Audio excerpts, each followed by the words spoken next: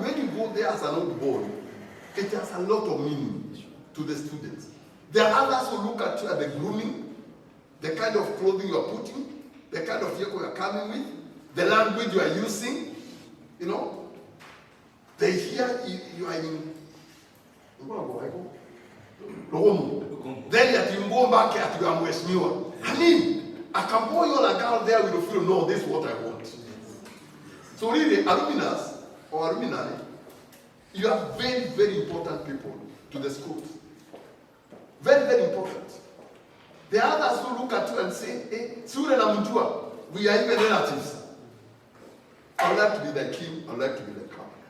So it has high level of motivation. And that's why when Mefuna told me this, I said, no, I have to come. I went to Kanao, and I can tell you, Kanao Primary, I go sit down with the both boys and girls. In fact, for the last few years, anybody who gets above 300, I give 1,000. Anybody who goes extra county school, I buy a pair of shoes. And I've seen, in fact, I used to have a mixture of 200, 180, and the like. Now, we are there at around 250, 260, I was even saying we are putting school. We have now produced boys who have even gone to some national school like in Birode and the like. And you feel it. Because as you said, actually, it's the same philosophy. It's bottom up. We get those guys, we lift them up. Because if you are the one, the only doctor in the village, you know, every evil mind will think about only you.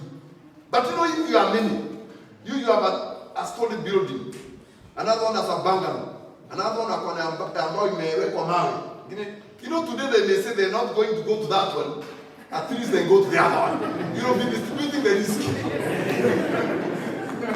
Because there are many areas of what? Of sharing the resources that are available in the area. But when you are the only one, in your own home, in your own village, we can't grow. We need the Ubuntu spirit. You are because I am. So we have to encourage those who are down there, we lift them up. We push them up. And as you are saying, you have so many boys and girls who have a lot of potential. But what they are lacking is someone tell them there is a way somewhere here. Performance in schools. I can say as a commission, we have gone, the board, we have gone to all the 47 counties, listening to stakeholders. And the message that we have got from the ground is simple and clear. That the performances of our public primary school is not very good. And when we are trying to analyze, because us wanting to find out what is the new issue, what is the new issue, one of them is the hardware. What Mheshimiwa has talked about, what my brother has talked about, the infrastructure. And here in Embu, we are very lucky. You go some areas of these countries, people learn under trees. Some areas, the environmental conditions are extremely harsh. Like now, you go to these areas near Lake Victoria, where the France come, the schools are flooded. Budalangi and the like. So you find they can't be learning, even if you have already the area is flooded. So infrastructure is a challenge. And I'm happy what the national government is doing to the CDF, giving every constituent money to improve the infrastructure. That's why Mheshimiwa is saying, if all the people from Embu, from Manyata, and across the country, alumni, the old boy, old girls, can go back to school, I believe there's something small you can do. In your small way. In your small way. You can even contribute or even get their own novels. Because the other challenge we have across the country is the performance of English. And why? Boys and girls across the country, they are using mother tongues. So they are not practicing enough in debating, in reading. The reading culture is not there. But as an alumni, you can afford 2 books. So you can imagine if you are 10 of you, those will be 20 novels. As a government, through the Teacher Service Commission, we will ensure we optimize the staffing. We will also ensure that there will be staff rationalization and balancing. so that we don't have teachers just concentrated in one area, but distributed to all the schools. Because it is the responsibility of the government to provide teachers to every child in this country. And I'm happy with my brother here from Kupet, who commented, he was standing here, that the teenager pregnancy is quite high. When we go there, let us teach our sons and daughters to be responsible. To be responsible. And the community.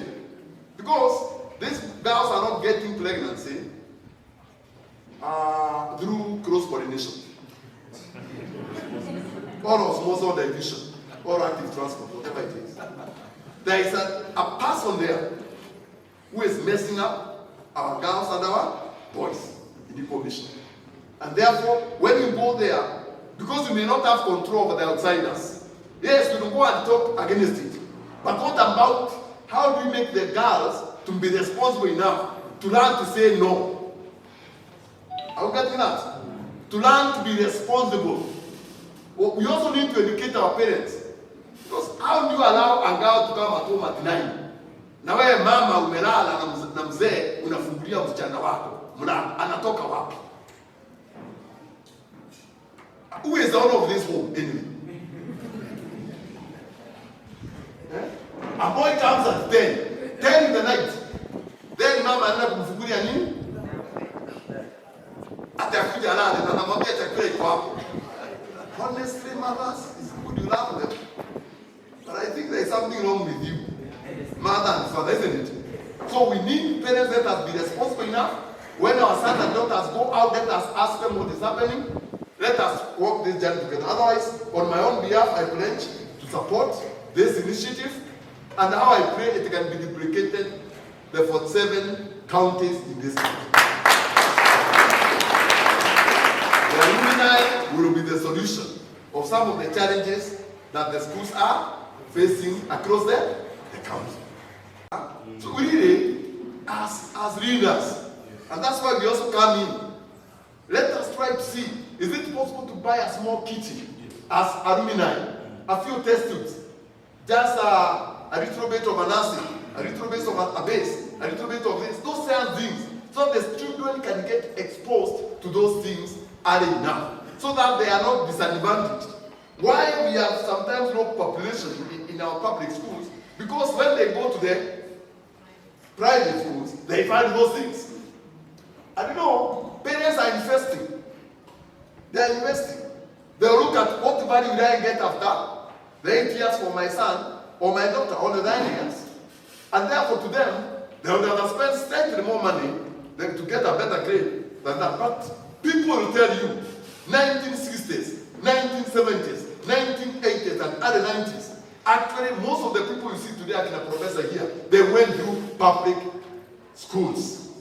And even teachers, I remember when I was a deputy Govio Boys and I taught this young man, Dr. Katholi Priestad, I'm happy. He got my A in biology, so I'm very happy for him. Have a seat. He got an A in my biology, I'm very proud of him. But what I'm saying is simple. You will find that the teachers, Mr. Akume himself, the principal, had a son in the school. What does that tell you? He has confidence with the kind of input he is giving to the students. My brothers in Tibet, how many of our teachers have their sons and daughters in the schools they are teaching?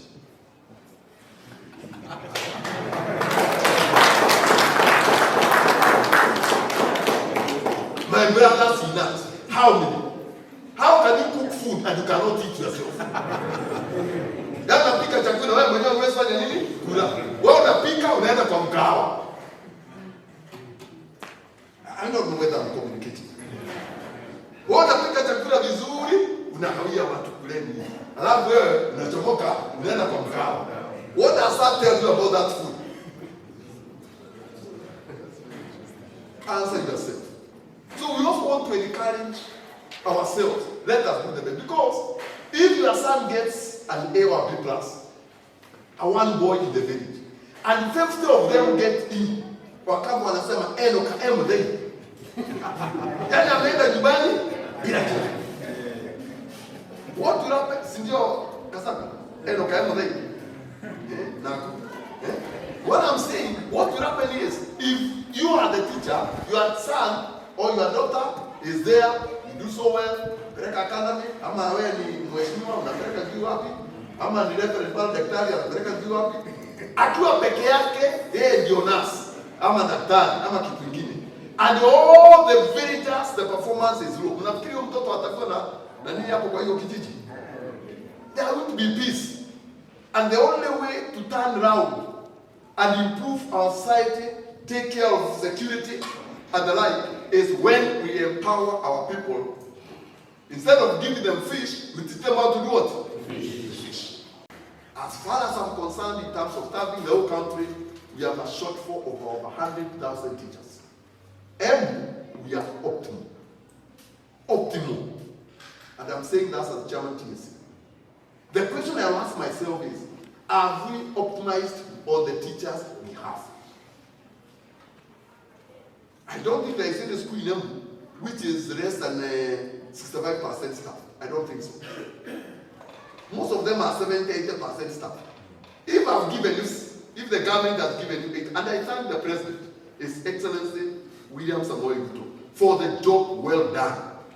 Since he came January to this September, through his government, the government has recruited 50,505 teacher interns across the country. And from that, Embu County has benefited with 1,000 teachers. Let's give the President and the government. As I talk now, the Cooped knows, and the teachers like Inanamu and others, they know very well.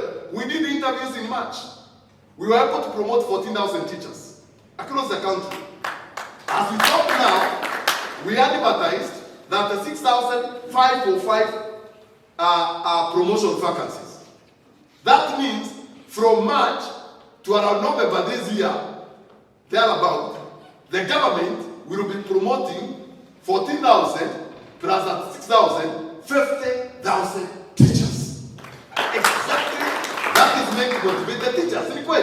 Now, when you are promoted from C1 to C2, C2 to 3, I mean, what else do you require, honestly? Now, mkoja anakuja anaweka dirisa vizuri. The government providing this, the parents.